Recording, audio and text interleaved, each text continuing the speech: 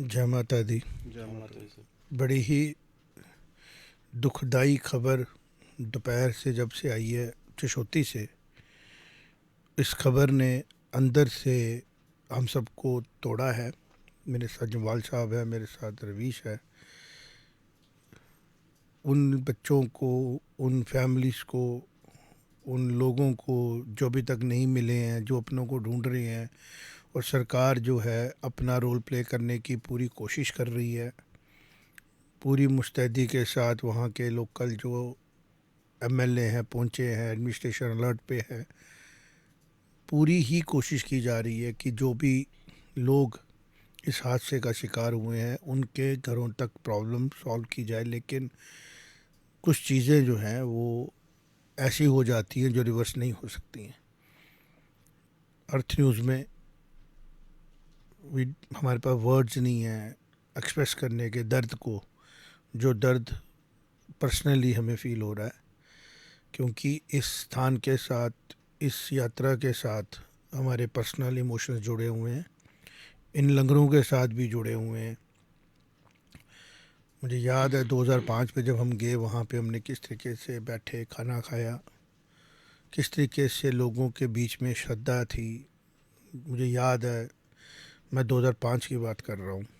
3 दिन रुक रुक के जाते थे। रास्ता पहले काली पहाड़ी क्रॉस करनी, फिर चशोती आनी, फिर कुंडेल, फिर ऐसे ही रास्ते में आहिस्ता आहिस्ता बढ़ते बढ़ते बढ़ते बढ़ते चीज़ें जो हैं वो माता रानी का आशीर्वाद लेने के उनके भक्त जो हैं वो दूर दूर से आने लगे और यात्रा बढ़ने लगी। आज हम ये कह रहे हैं कि क्यों हो रहे हैं पहाड़ों में हादसे। हादसे दो किस्म के हैं, एक बादल फटना और एक बादल फटने के बाद जान और माल का नुकसान होना। तो जमाल साहब इसके बारे में बात करेंगे कि बादल फटना एक जोग्राफिकल इंसिडेंट है। जी Ravish, it is a natural incident जी कि जी बादल भारी हो जाता है, पानी का लोड नहीं ले सकता है और वो बरसने की बजाय एकदम जगदम पानी, छोड़ देते हैं। जैसे हम बाल्टी से नलके से पानी निकालते हैं और एकदम बाल्टी उल्टी कर देते हैं एक जी जगह जी पे। ऐसी चीज़ें पहले भी होती होंगी क्योंकि टेक्नोलॉजी का अभाव था और रिपोर्ट नहीं होती होंगी। और कैजुअल्टी नहीं इसलिए होती थी, लोग नहीं होते थे वहाँ पे क्योंकि पॉपुलेशन का भी फ़र्क था और पहाड़ों में लोग जो थे वो थोड़ी कम पॉपुलेशन डेंसिटी थी। इस पे दो विषयों पे बात करने की ज़रूरत है। एक तो चाहे वो उत्तराखंड की बात करें, चाहे हम हिमाचल की बात करें, हादसों को बढ़ा रही है वहाँ की मिसमैनेजमेंट जो वहाँ पे अलो की जाती है। तो कहीं ना कहीं पे सरकार की अप्रिसिएशन बनती है कि जिस तरीके से हादसे होने के बाद सरकार अलर्ट हो जाती है। हादसा होने के पहले अगर अच्छी प्लानिंग की गई हो कि वहाँ पे यात्रा को भेजने के लिए एडवर्टीजमेंट्स हो रही हैं, यात्रा को बढ़ाने के लिए कोशिश हो रही है, ज़्यादा से ज़्यादा लोगों को फैसिलिटी देने की कोशिश हो रही है, उसी के साथ एक इंटीग्रेटेड प्लानिंग की जा सकती है, keeping in view the local terrains, कि अगर कहीं पे कुछ ऐसा बादल का हादसा होता है, बारिश आ जाती है। क्योंकि एक और स्टडी करने की विषय है कि बरसातों में ही क्यों पहाड़ों की तरफ यात्राएं जाती हैं। इसको समझना पड़ेगा। मानसून तो हज़ारों साल से चल रही होगी यहाँ पे, जी इसका क्यों कनेक्टिविटी आता है कि जब पीक पे बरसातें होती हैं तभी जाया जाता है। इस चीज़ पे विषय पे बात करेंगे और परमात्मा से प्रार्थना करें कि अगर कोई इसमें मिसमैनेजमेंट का एंगल है किसी भी क्लाउड ब्रस्ट में, किसी भी हादसे में, तो जो लोग तंत्र में बैठे हैं वो इसका एक सीरियस व्यू लें, फॉरेन की एजेंसियों को छोड़ें। क्योंकि अमेरिका की सारी एजेंसियों का, सारी कंसल्टेंसीज का एक्सपोजर रविश हो चुका है कि वो भारत के खिलाफ ही बात करेंगे, है ना। और इसके ऊपर अपने जो हमारे अपने रिसर्च सेंटर्स हैं उनकी हेल्प लेके वर्कआउट किया जाए कि पहाड़ों में जो ये हमारे स्पिरिचुअल पिलग्रिमेजेस हैं, इस तरफ हम कितना टूरिज़्म, कितनी इस चीज़ों को भेज सकते हैं और किस मौसम में यहाँ भेजना सिक्योर एंड सेफ है। जो हमारे भारत के सनातन के इसके एक्सपर्ट्स हैं उनसे बात की जा सकती है कि कौन से मुहूर्त अच्छे हैं, कौन सी ट्रेडिशंस हमें मिली, क्या पता ये मुगलों की दी हुई ट्रेडिशंस हो। कि पर्टिकुलरली इस टाइम पे ही जाइए, क्योंकि 300-400 साल पहले का कोई एविडेंस हो, क्योंकि बरसातों में पहाड़ों में जाने को लेके मुझे इसमें ना एक थॉट प्रोसेस आ रहा है कि कारण क्या है। और फिर वहाँ पे सुनने में आ रहा था कि पर्टिकुलर अगर हम मचेल की बात करें, थोड़ा सा ओवर क्राउडेड था कि 11 तारीख को वहाँ पे प्रशासन ने 30,000 लोगों को अलो किया था। वहाँ का एक लोकल मुझे फ़ोन कर रहा था, मेरा मित्र है, दुखी थे बड़े सारे। वो कह रहे थे सर हम पूरे पार्डर की जितनी पॉपुलेशन नहीं ना, उतने लोग 11 तारीख को ऊपर पहुँचे हुए थे, हम डर रहे थे कि स्टैम्पीड ना हो जाए। तो इस चीज़ को भी समझने की ज़रूरत है कि जो प्रशासन है या जो लोग टूरिज़्म को बढ़ाने के लिए मेहनत कर रहे हैं वो पॉजिटिव बात है, लेकिन उसकी लोकल कैपेसिटी भी देखनी ज़रूरी है। और फिर मौसम तो आजकल 6 महीने 15 दिन पहले भी सैटेलाइट बता देता है, 6 महीने तो नहीं बताता, लेकिन 20 एक दिन पहले 15 दिन पहले तो पता लग जाता है, प्योर एक्यूरेट। तो जब उन दिनों में जब इस किस्म की लग रहा था क्लाउड की वेदर फोरकास्ट है, तो क्या यात्रा को थोड़ा सा कंट्रोल नहीं किया जा सकता था? क्या कहते हो राजा भैया आप? बिल्कुल जी। जैसे आपने बताया कि अगर हमारी सरकार और जो इसके यात्रा को ऑर्गेनाइज करते हैं, अगर इतनी ज़्यादा संख्या में लोग ऊपर गए हुए थे तो उनको थोड़ा सा उस पर विचार करना चाहिए था कि हम कितने लोग ऊपर भेजें जो आराम से वहाँ दर्शन करके वापस आ सकें। इस बात पे चिंता का विषय है। और ये जो हादसा हुआ है, इसमें मतलब कुछ अल्फाज नहीं ऐसे हैं जहाँ कुछ बयान नहीं कर पा रहे हैं कि ये इतनी बड़ी त्रासदी जो हुई है, ये कुदरत की आपदा तो थी, लेकिन जैसे उन लोगों ने बताया कि इतने ज़्यादा श्रद्धालु आ गए थे, अगर वो थोड़े कम होते तो कैजुअलिटी थोड़ी कम हो सकती थी। ये बात तो समझनी पड़ेगी। रवीश, मैं चाहता हूँ कि आप थोड़ा सा इसके ऊपर टेक्निकल देखिए, जो पहला चीज़ थी कि ये हादसे क्यों हो रहे हैं और क्या इसमें कोई ट्रेंड है। तो अगर मैं ट्रेंड की बात करूं तो वर्ल्ड मेट्रोलॉजिकल ऑर्गेनाइजेशन एक ऑर्गेनाइजेशन है जो यूएस की ऑर्गेनाइजेशन है जो डेटा कलेक्ट कर रही है पिछले 60-65 साल से। कोई भी प्राकृतिक आपदा कहीं पे भी आ रही है, जैसे सेस्मिक एक्टिविटी की काफ़ी वेबसाइट्स हैं, तो मैं उनका डेटा थोड़ा देख रहा था। तो उसमें मैं ये देख रहा था पिछले 40 साल के कंपेरिजन अगर हम करें तो जो पहले के 20 साल थे, मतलब 1885 से 2005 तक के जो 20 साल थे 20 उसमें साल नहीं, 1980 से लेके पिछले 40 साल में जो पहले 20 साल थे उसमें करीबन 3300 वारदातें हुई, 3300 नेचुरल क्लैमिटीज़। और अगर इसको अगले 20 साल से कंपेयर करें, पिछले 20 साल 2005 से 2025 तक का 20 साल, इसमें 6400 का डेटा उन्होंने नोट किया है। तो वो क्लियर कट बोल रहे हैं ट्रेंड है। तो इसमें दो रीजंस हैं। एक तो देखिए वेदर तो गर्म हो रहा है, क्लाइमेट हमारा चेंज हो रहा है।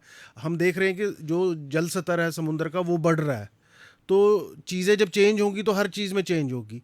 अब इसमें दो प्रॉब्लम्स हैं, इंडिया के पर्सपेक्टिव से दो प्रॉब्लम्स हो रही हैं। एक तो देखिए जल स्तर बढ़ रहा है समुद्र का, या जो भी ग्लोबल वार्मिंग हो रही है उसके एक्सट्रीम इवेंट्स बढ़ रहे हैं उससे। लेकिन इसके साथ हमारा ओवर क्राउडेड होने के कारण, हमारी आबादी ज़्यादा होने के कारण हम ज़्यादा और ज़्यादा वेल ऑफ हो रहे हैं। हम थोड़ा इकोनॉमिकली भी इंडिया वेल ऑफ हो रहा है। तो ये 3-4 फैक्टर्स के कारण हम ज़्यादा उन इलाकों में जा पा रहे हैं जहाँ पर ये खतरे हैं।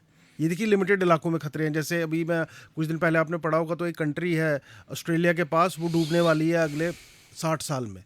तो ऑस्ट्रेलिया ने उनको अपना पीआर दे दिया है कि आप आइए। वो कुछ कमी 3-4 हज़ार आबादी है उस देश की, तो वो टापू को वो अब वो दे रहे हैं। तो चीज़ें हो रही हैं। तो ये कुछ जगहों पे हो रही है मेनली। अब ऐसे ही क्या है कि जो क्लाउड बर्स्ट वाली चीज़ें हैं, ये भी आइडेंटिफाइड एरियाज़ हैं ऑलमोस्ट कि भाई ये एरियाज़ है, इन में हो रहा है। तो आजकल हमारे देश में हो रहा है कि लोग जा रहे हैं, ज़्यादा जा रहे हैं, इकोनॉमिक चीज़ आ रही है उसमें, तो डेवलपमेंट जो हो रही है वो एकदम अनप्लैंड हो रही है। अब ये जो पर्टिकुलर केस है, मचेल माता वाला केस जो है पर्टिकुलर केस, इसमें मुझे लग रहा है कि जो लंगर लगा था, लंगर मोस्ट प्रोबेबली एक नेचुरल कोई नाला का जो इलाका था, जो नाला टाइप इलाका था, उसमें जिसको खड्ड बोलते हैं, खड्ड टाइप इलाके में था। क्योंकि जहाँ से जो वाटर की वो चैनल थी कि कहीं पे हुआ है। देखिए क्या होता है कि मोस्टली रिपीटेटिव होते हैं ये क्लाउड बर्स्ट जो होते हैं, उन इलाकों में होते हैं तो वाटर का चैनल ऑलरेडी बना हुआ होता है। तो जैसे हमने हरसील हिमाचल का जो इलाका था, वहाँ पे हमने देखा कि जब क्लाउड बर्स्ट हुआ तो वो भी नाला जैसा बना हुआ था एकदम, तो उसी में पानी आया तो उससे बढ़ गया। तो ये चीज़ क्या हो रही है कि अनप्लान डेवलपमेंट भी जो हो रही है उसको भी हमें अनसाइंटिफिक वे में जिस तरीके से डेवलपमेंट हो रही है उसकी तरफ सरकारों को ध्यान देना पड़ेगा, इनको बजट एलोकेट करना पड़ेगा, काम करना पड़ेगा। राष्ट्रीय स्तर पर भी मतलब सेंट्रल गवर्नमेंट की भी कोई डिपार्टमेंट या कोई मिनिस्ट्री हो जो ये चीज़ देखे, और स्टेट लेवल पे भी हो, ताकि इन जो इतनी सारी जानें जाती हैं इसको हम बचा सके। आपने जो 2 पॉइंट बोले उसमें और एलेबोरेट करने की ज़रूरत है। पॉइंट ये है पहला कि शायद पॉपुलेशन का बढ़ना इसका रीज़न नहीं है, इसका रीज़न है अनस्ट्रक्चर्ड तरीके से, अनप्लान तरीके से वन साइडेडली चीज़ों को स्टार्ट कर देना। जैसे पहाड़ों में वल्नरेबिलिटी है, चैनल्स बने हुए हैं, है ना, इसी पॉइंट में पुल बह चुका था ऑलरेडी, तो इसका मतलब क्लाउड बर्स्ट हुआ था। अब जब वहाँ पे आप साइड बनाने लगे, गवर्नमेंट ने प्लानिंग नहीं की, ये तो आपको एक्सेप्ट करना पड़ेगा। वहाँ पे जैसे हम घर बनाते हैं तो नक्शा बनाते हैं ना, गवर्नमेंट अगर वहाँ पे पहले से पूरा नक्शा बनाती, डिपार्टमेंट बनाती, नक्शा बनाती कि यहाँ पे हमें रोड पहुँचाई है, यहाँ पे रोज़ के 30,000 लोग भी आ सकते हैं, और यहाँ पे क्लाउड बर्स्ट भी हो सकता है, यहाँ पे प्रॉब्लम भी आ सकती है, यहाँ पे फायर भी हो सकता है, तो इस तरीके से आप लोग वहाँ पे लोकेशंस पे ये गाड़ी लगाने की जगह बनेगी, ये ऐसे बनेगी, और इनको पता लग जाता है कि एट ए टाइम हम कितने लोग वहाँ पे अकोमोडेट कर सकते हैं। तो उसी हिसाब से नीचे से यात्रा भेजी जाती है। मुझे याद है 2005 में जब मैंने यात्रा की थी, पैदल गया था मैं यहाँ से, तो हमारी गाड़ियाँ गुलाबगढ़ में रोकी जाती थी, किश्तवाड़ में रोकी जाती थी, और स्ट्रक्चर तरीके से हमें भेजा जाता था। साथ में पुलिस की नफरी भी चलती, कोई टेररिज्म पीक पे था। हम घरों में रहते थे, लोगों के छतों पे सोते थे, और बारिश का तो चलो नहीं था, लेकिन मैं ये देख रहा हूँ क्यों ये यात्राएं मई में नहीं होती, जब बारिशें नहीं होती हैं, जून में नहीं होती, ये शुरू ही होती है जुलाई फर्स्ट वीक से, और 45 दिन में इसको ख़त्म कर दिया, जो कि पीक टाइम है। मुझे ऐसा लग रहा है कि शायद बरसातें जो शिफ्ट हुई हैं, जो बरसातें आज से 200-300 साल पहले होती होंगी, 400 साल पहले होती होंगी, वो टाइम होता होगा मई जून से शुरू होके जुलाई आते आते बरसातें, मानसून ख़त्म होता होगा। पहाड़ों में जो मानसून आता है, प्लेन्स में मानसून जल्दी आता है, पहाड़ों में पहुँचने में टाइम लगता है। जो मुझे समझ में आ रहा है कि अप्रैल एंडिंग में मानसून आ जाता होगा सी शोर पे, क्योंकि मानसून तो खाली भारत में आता है और किसी जगह तो आता नहीं है। तो आहिस्ता आहिस्ता वो कल्मिनेट हो जाता है in the month of July starting. तो उसके बाद पहाड़ों की यात्राएं होती हैं, क्योंकि फ्लोरा फोना बन चुका होता है, नाले निकल चुके होते हैं। अब चूंकि पूरे का पूरा हमारा जो साइकिल है वो चेंज हुआ है, तो हमें पंडितों पुरोहितों से बात करके इन साइकिलों को भी रिव्यू करना चाहिए। शायद इससे क्लाउड बर्स्ट तो रुकेंगे नहीं, वो नेचर का एक कॉल है ना, लेकिन कैजुअलिटी रुक सकती है, जो इंसान रोक सकता है। तो क्यों नहीं इसको रिव्यू किया जाता, इसके बारे में क्यों नहीं बात होती। जैसे एक पर्टिकुलर मुहूर्तों पे बोला जाता है कि इस जगह पहुंचिए पर्टिकुलर मुहूर्त में, और उसमें ऐड ऑन कर देते हैं हमारे यूट्यूब के सो कॉल्ड और इंस्टाग्राम सोशल मीडिया के सो कॉल्ड जो फ्यूचर भी पढ़ लेते हैं, इंसान का भाग्य भी जान लेते हैं, डराने वाले लोग, पैदा करने वाले लोग। तो उन सबको पता होना चाहिए कि हमारे पास पूरा 1.5 महीना है, हमारा ये स्लॉट है, इस साल नहीं जा पाएंगे, अगले साल जाएंगे। और ये चीज़ मैं वर्ल्ड में देख रहा हूँ, है ना, एक कोटा फिक्स होता है। जैसे अमरनाथ की यात्रा में हादसे क्यों कम होना शुरू हो गए, बिकॉज ऑर्गेनाइज करना शुरू कर दिया कि कितने लोग जाएंगे। अभी बारिशें पड़ी, यात्रा रोक दी थी ना, 5 दिन पहले यात्रा रोक दी। उस यात्रा के रोकने से क्या हुआ कि पूरे इंडिया में बात होना शुरू की कि शायद जम्मू कश्मीर में कुछ बड़ा होने वाला है, इन्होंने यात्रा 5 दिन के लिए सस्पेंड कर दी। This is the type of management which was required in Machail Yatra also and other यात्राज, जहाँ पे आपको वल्नरेबिलिटी होती है। लेकिन जब हम इसको नहीं करेंगे, लेट गो करेंगे, तो चीज़ें तो ऐसी होंगी, और फिर दुख को एक्सप्रेस करने के अलावा न सरकार के पास कुछ होगा, ना आम लोगों के पास कुछ होगा। और एटलीस्ट इस चीज़ की सेटिस्फेक्शन है कि जैसे ही हादसा पता लगा, जितनी भी गवर्नमेंट मशीनरी थी वो एक्टिवेट हो गई, और वो रेस्क्यू के ऑपरेशन में जुट गई। अभी भी रात को वहाँ ऑपरेशन चल रहे हैं, हालात बड़े ख़राब हैं। लोग जम्मू में शिफ्ट किए जा रहे हैं। यहाँ पे भी हमारे BJYM के लोग मैंने देखा हॉस्पिटल में जाके आम लोगों की मदद की जा रही है। हम भी कोशिश कर रहे हैं कि जितना भी एक आम इंसान कर सकता है हम वहाँ पे जाएं, उन लोगों का दुख शेयर करें, क्योंकि ज़्यादातर लोग पूरे जम्मू से गए हुए हैं, रामनगर के हैं, उधमपुर के हैं, जम्मू शहर के हैं, अलग अलग इलाके के लोग हैं जो वहाँ गए हुए हैं, जिनके अपने गुम हो गए हैं, जिनके अपने मिल नहीं रहे हैं। तो इस दुख की घड़ी में एज अ मीडिया हाउस हम पूरी तरह सपोर्ट में हैं। चाहे लोग जम्मू में आ रहे हैं, मेडिकल कॉलेज में, जो हमसे कोई भी सपोर्ट लेना चाहे हम इस नंबर के ऊपर 1-2 नंबर डाल देंगे। हम कोशिश करेंगे उनको रिक्वेस्टेड सपोर्ट मिले, और जितना भी हम उनकी हेल्प कर सकते हैं वो करने को हम लोग तैयार बैठे होंगे। लेकिन जो हमारा मेन फ़र्ज़ है वो ये है कि हादसे ना हों। तो उसके लिए हम लोग सच सामने लाने की कोशिश ये करेंगे कि आप जो साइकिल ऑफ यात्राएं हैं इनको भी मौसम के हिसाब से थोड़ा सा जो एक्सपर्ट्स हैं इस चीज़ के, जो स्पिरिचुअल लीडर्स हैं, बात की जाए कि एक्सट्रीम मौसम आ रहा है जुलाई से लेकर अगस्त तक, क्या इनको हम लोग जो प्रीपोन या ऐसे मौसम में खोलें जबकि पॉसिबिलिटी हो कि वनरेबिलिटी कम है, बादल फटने का रिस्क कम है। मैं थोड़ा सा रिसर्च किया था इस पॉइंट के ऊपर कि ऐसा क्यों अमरनाथ यात्रा पे मैंने मेजरली किया, क्योंकि उसके ऊपर राइटिंग्स ज़्यादा है।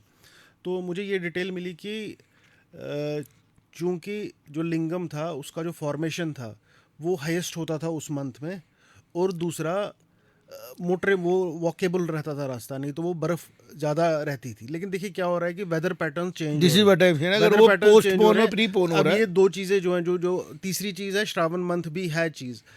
लेकिन मेरा कहने का मतलब ये है कि अगर आप पहले चलने थे श्रावण मंथ में भी, लेकिन जो लोग हैं वो पहले भी आ जाए, अगर वेदर फैक्टर भी रहा है इसमें कहीं कस्टम में या किसी चीज़ में, और लिंगम का साइज़ देखिए अब क्या हो गया कि हम जुलाई अगस्त में करते हैं तो वहाँ पे तो इस बार तो बिल्कुल ही लिंगम के दर्शन ही नहीं हुए बिल्कुल भी। तो वो कहने का मतलब पहले पिघल गया था। तो आप ऐसी चीज़ों को स्ट्रेच कर सकते हैं। फॉर एग्जाम्पल अमरनाथ यात्रा से ही आप शुरुआत कीजिए, आप उसको मई में शुरू कीजिए, 15 मई से शुरू करते हैं, जैसे दर्शन शुरू होते हैं जैसे, आप उसको जल्दी शुरू आप शुरू कीजिए, आप आने दीजिए जिनकी आस्था के हिसाब से जो लोग सावन में ये आना चाहते हैं गवर्नमेंट वो आ सकते अपने हैं। पे डिसीजन नहीं ले सकती है, इसमें गवर्नमेंट को चाहिए जो हमारे नॉलेजेबल धार्मिक लोग हैं, नॉलेजेबल, ऐसे नहीं कि जो आज यूट्यूब के बाबा जी बने हुए हैं, जिन स्कॉलर्स हैं जो सनातन पे काम करते हैं, जिन्होंने शैविज्म पे काम किया है, जो ग्रेजुएट हैं, PhD हैं, हमारे संस्कृत में PhD होती है, उनको बिठाया जाए कि इसका हल निकालें आप, और फिर वो सोल्यूशन निकालेंगे। इसी तरह सारी यात्राओं को,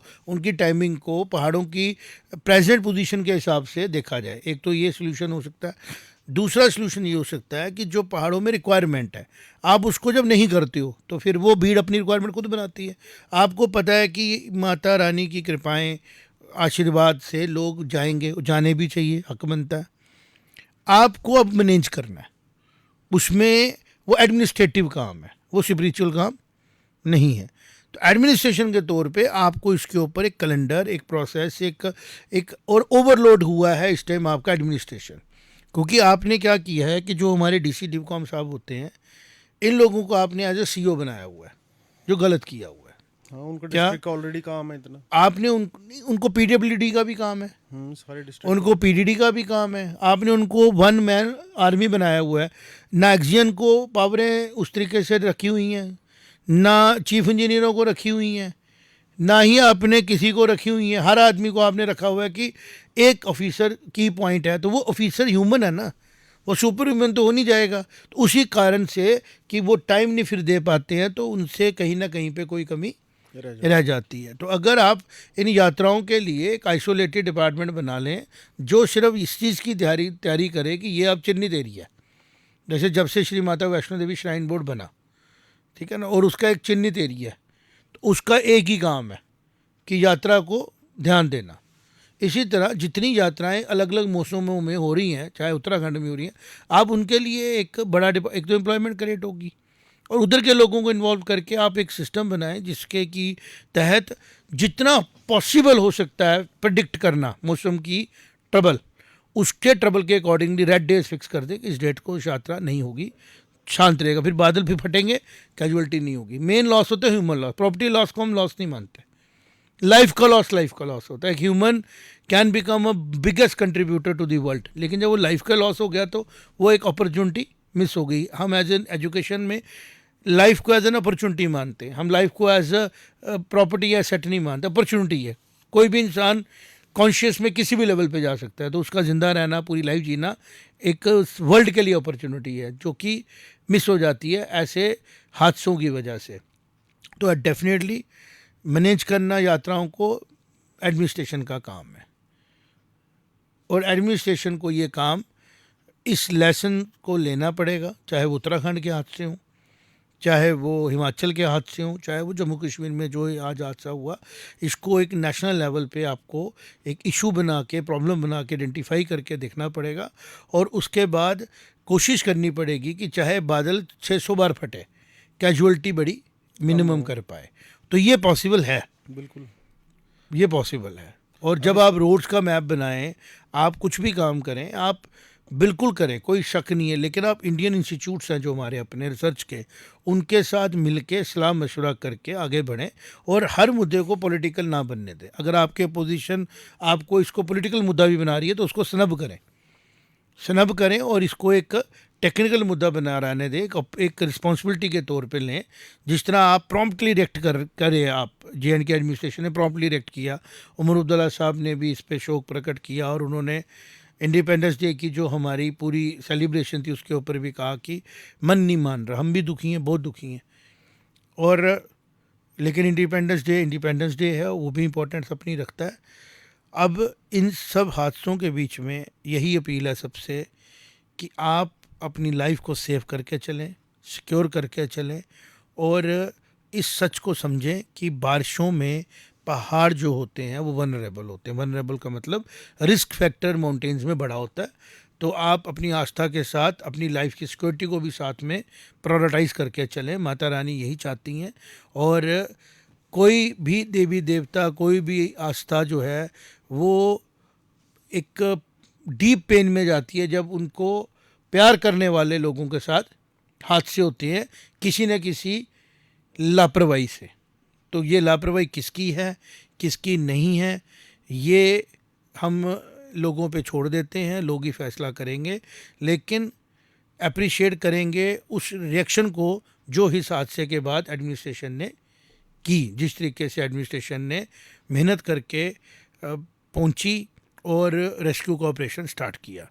अपनी अपनी हिम्मत के साथ, अपनी अपनी कोशिश के साथ जितना हो सकता है उतनी इस रेस्क्यू ऑपरेशन में मदद करते हैं, और प्रार्थना करते हैं माता रानी से कि जो लोग नहीं मिल रहे हैं, बिछड़ गए हैं अपनों से, वो उनको मिलें और उनकी दर्द कम हो।